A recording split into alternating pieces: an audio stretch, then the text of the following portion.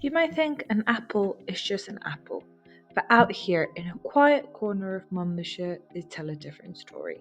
Welcome to Greenfield Orchard, where some apples are made for cider, some for pies, and others just for that perfect crisp bite on a cool autumn day. Every tree here has a name, a purpose, and a little bit of story.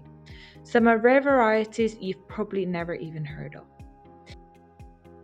If you happen to spot a little shadow slipping through the frame, that's Agador, our not so official orchard assistant. He takes his job very seriously most days. There are three types of apples: apples for cider, apples for eating, and apples for cooking.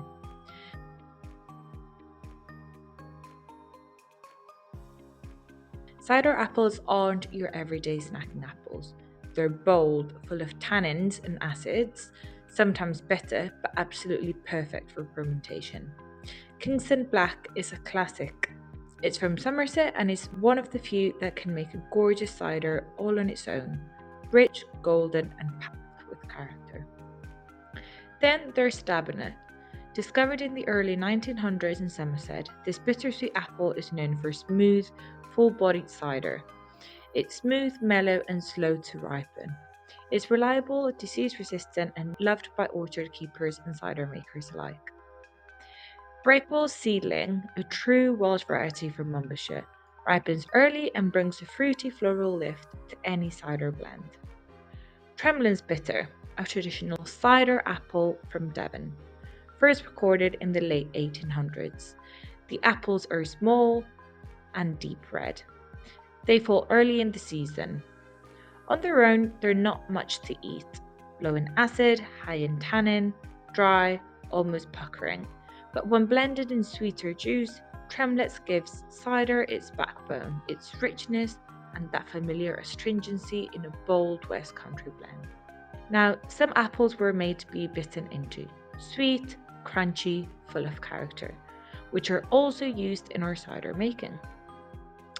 Marged necklace is a bit of a treasure, a rare Welsh apple from the 1800s, once known as the New Year apple.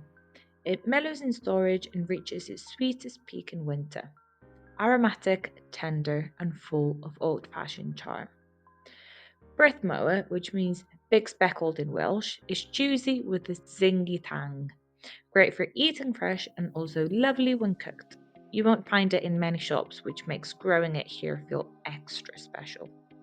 St. Cecilia is a dessert apple, a heritage variety with Monmouthshire roots. It's a late season apple and its flavour only deepens with time. King of the Pippins is one of the oldest cultivated apples still grown today. It likely came over from France in the 1700s and quickly made a name for itself across British orchards. It's what they call a dual-purpose apple.